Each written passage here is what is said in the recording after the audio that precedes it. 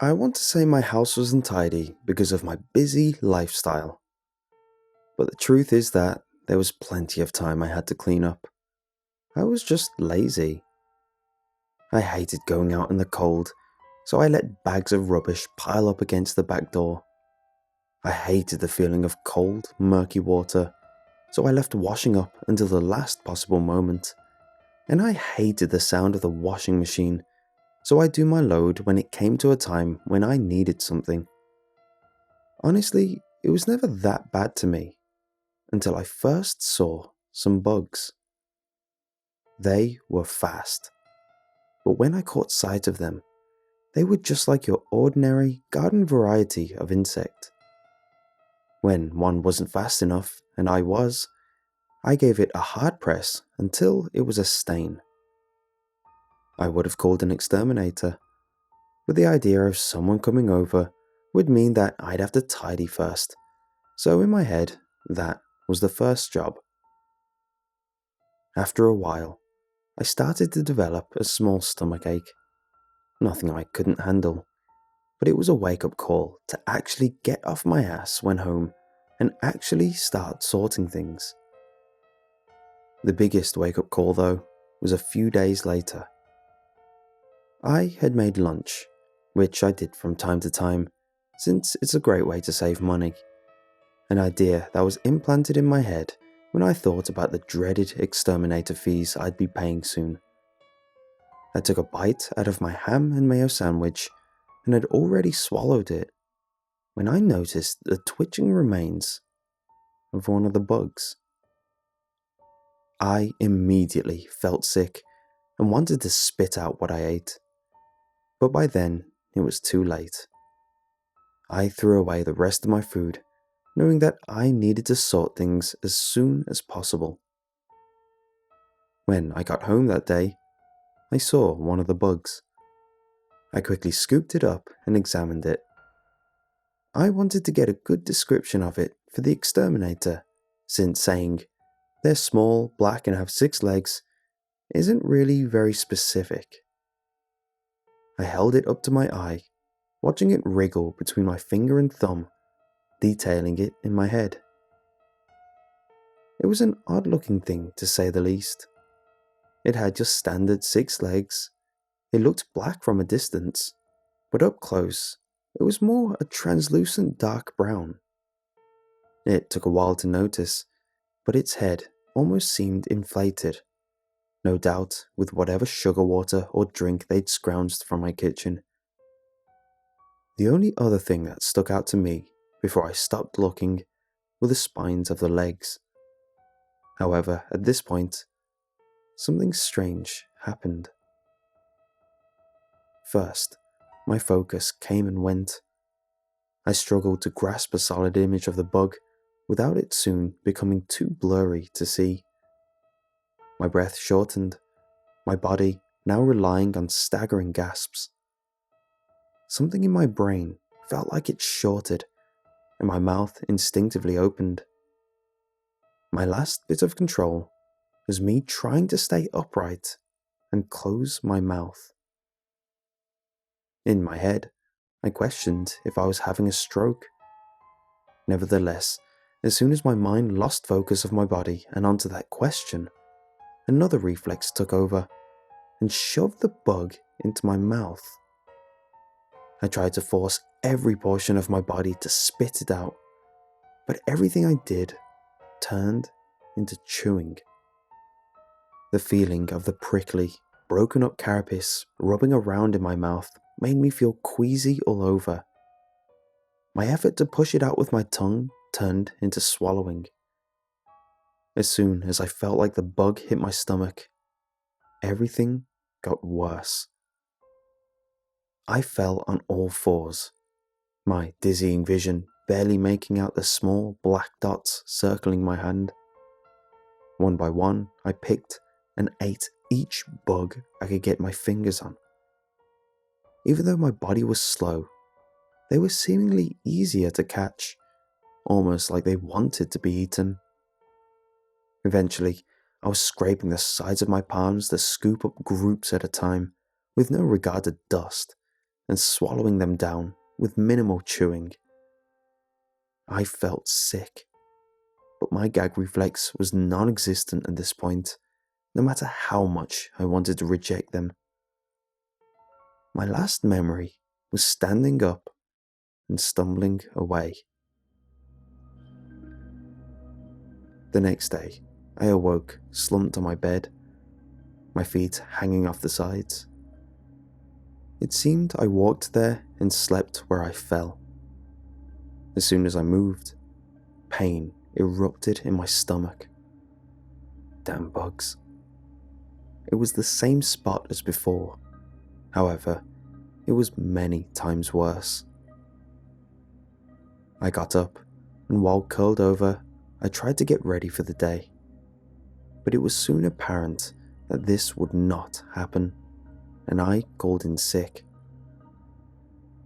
I stumbled my way to my chair, ready to Netflix the day away as I waited for the pain to go away.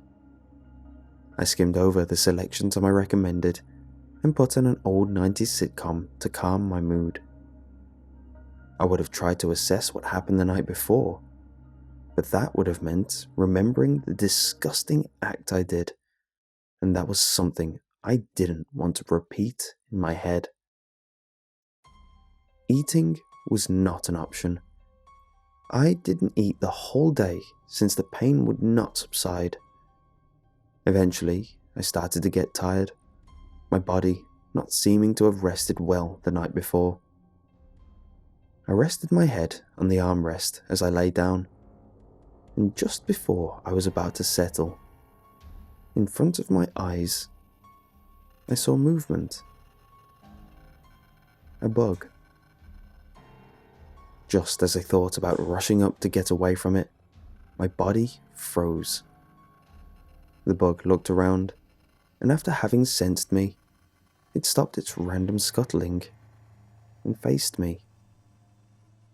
Try as I might, I could not get my body to move. I tried screaming out, but it just came out as a meek groan. But with that, my mouth opened, and the bug took this as an invitation to enter.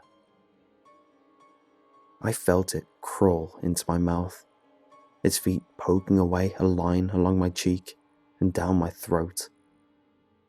It forced its way through until it ended deep inside me. Tears were rolling down my eyes from the feeling of helplessness, the feeling of invasion filling my mind. I got up, first thinking I had gained control, but then I fell on all fours to the ground. And it began again. Bugs surrounded me as I gorged on them, the brittle morsels getting stuck in my teeth as I swallowed clumps at a time, the gooey mess leaving an alien feeling layer on my tongue. All my senses numbed as I sped up. The pain I was feeling was gone, which just gave my body no reason to slow down. Eventually, I did slow down, my feeling returning as a tingling feeling on my skin. And then I stopped, my body crashing down to the ground as I suddenly regained all control. I got up, tears still smeared around my face as I spat out as much as I could. But I inevitably knew what was done was done. I hastily packed a small case and got out of my house as fast as I could. In a bid of respite, I booked the nearest hotel I could find. Soon, I was laying down on freshly laid sheets in an uncluttered room, the only things out of place being myself and my dusty old bag. My mind was feeling refreshed. Is this what it's like to live in a clean place? I thought to myself. Something I hadn't experienced in a long time. As I lay there, taking in the new, fresh surroundings, I eventually had to think about what I needed to do. The first thing I thought was an exterminator. That was a must, as I was now terrified of seeing even a single bug. A new priority I thought of was a cleaner. Being in a clean space made my headspace feel clean. I remember my mother always telling me something like that, but I always just took it as her trying to trick me into cleaning my room. The third priority was seeing the doctors. The pain in my stomach had returned, and it came with a vengeance. It felt like I had swallowed 1,000 razor blades while bouncing eternally on a trampoline, which might not have been too far from the truth. I was exhausted from the day though, and had resolved that I'd do all this the morning after. Getting up, all I wanted to do was go to the bathroom, brush my teeth, do my business, and go to bed. I unzipped my bag, which was stuffed with unfolded clothes. I rummaged around and pulled out my toiletry bag, which held a new toothbrush and other fresh bathroom supplies. Ready to get my scrub on, I unzipped it, and my body froze. From within, dozens of bugs scurried out. They ran over my hand, along my clothes, and all over the bed. I couldn't move. I was again a prisoner in my mind, helplessly watching, wishing the worst wouldn't happen. But it did. My hand turned, my palm now facing up. A cluster of bugs stayed in my palm, running small circles, making sure not to fall off. My hand raised up to my face, now eye level. The water in my eyes were not enough to block the view. Before I could brace myself, I palmed the entire contents into my mouth, and it began all over again. The bed providing a feasting ground in which my uncontrolled body took full advantage of. I had managed to blank most of it out, but not enough. I remember waking up the day after and immediately reaching for my phone. With the pain I was in, I should have really prioritized the doctors, but the events from the previous night made me want to end all the bugs as soon as I could. Between groans of pain, I managed to get a rush job booked within the same day. From the description I gave them, he said it'd be done by the evening. It cost a bomb, but in my head, it was worth it. I also got on the phone to a cleaning company to thoroughly sort my house. If mess brought them in, then I would do anything to prevent this from ever happening again. Again, it cost a lot to have them work on such short notice, but the value was justified. I lay there the entire day in complete agony, but felt smug with the satisfaction that this would soon be over. Other than the cleaner visiting me at the hotel to pick up the spare keys, I was left to curl up and rest. The day after, I received 2 calls, both saying they had done their jobs. I checked out of the hotel, another big expense since it wasn't pre-booked, but at this point, I didn't care. I slowly made my way home, having to take many breaks to just lean against the wall for support. My car was still at home, so I needed to get there before I could drive to the hospital. As soon as I entered the front door, everything was alien to me. The tables were spotless. I could see the floor, the shelves were perfectly stacked, and everything smelled like citrus. I took one step in just fine. My second step didn't go as well. My leg caved under me, and I was on the floor. That was all I remembered before blacking out. I woke up to the sound of beeping. My eyes focused on the sterile look of the room. I recognized that I was in the hospital. A nurse noticed me and contacted the doctor who was treating me. Everything felt like a blur as I tried piecing things together. Soon enough, the doctor came in, and with him, he brought some answers. He started with a cliché good news and bad news. The bad news was that they had found some growth in my stomach. However, something was keeping it benign, and it was at a stage where it was still treatable. I looked at the new scar on my stomach and got the answer if it was still there. I asked how I got to the hospital, and the doctor said I was found by the cleaner. Apparently, they came by to drop off the spare keys since I wasn't at the hotel. When they got to my house, they found the front door open and found me lying on the floor unconscious, with bugs crawling in and around my mouth. I was in shock. I wanted to ask so many questions, but at the same time, was at a loss for words. I pondered about what he meant about the thing which kept the infection benign.